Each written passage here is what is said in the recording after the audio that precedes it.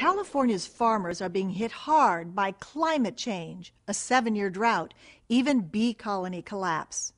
But what if they could control growing conditions?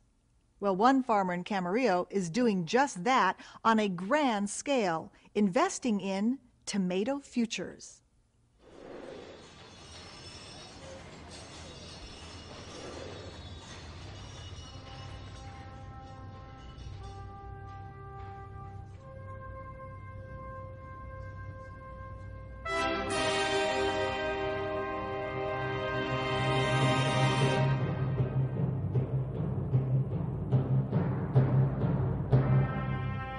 You are looking at the most sophisticated, technically advanced greenhouse farming operation in existence.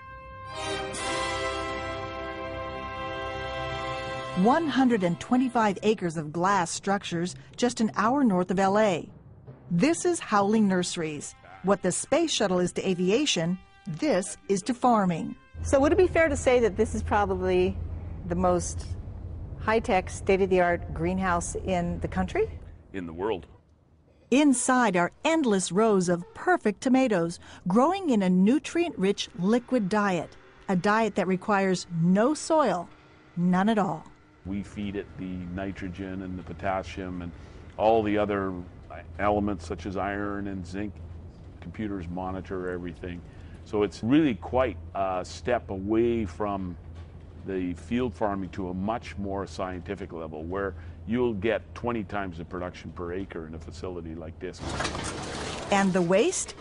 In the field, nearly half of all tomatoes don't meet consumer standards. Here, only 2% are rejected. This holds water. It's essentially inert. It's also a very porous media.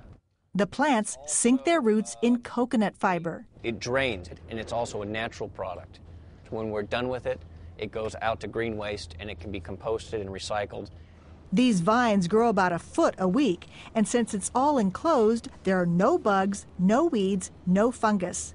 That means no pesticides, no herbicides, no fungicides. All those things that none of us really want to use. The greenhouse basically eliminates 98% of the use of those products.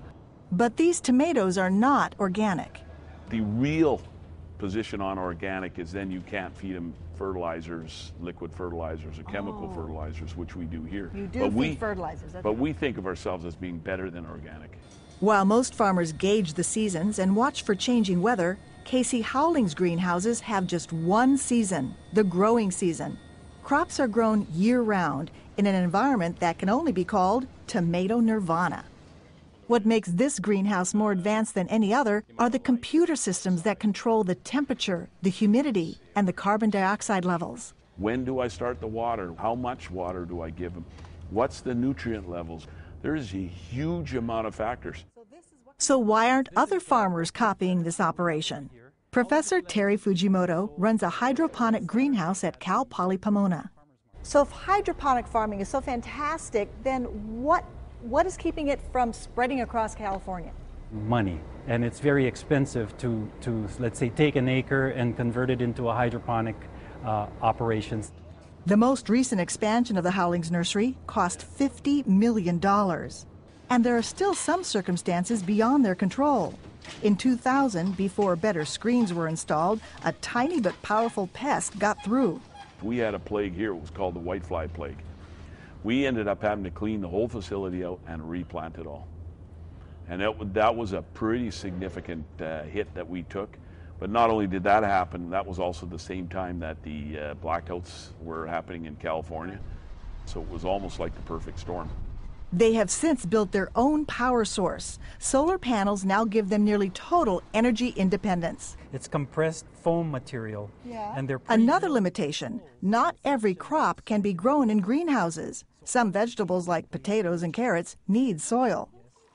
And another concern Fujimoto raises, water. If we have long periods of drought, we're not going to replenish our water supplies. At Howling Nurseries, they've thought of that.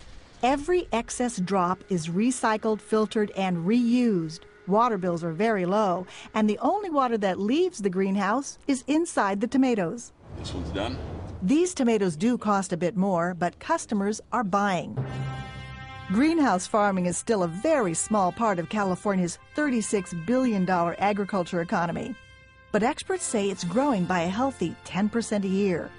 And its productivity is unmatched. If these tomatoes were grown in fields, you would need 24 times as much land. And that's why the future of farming may look like this.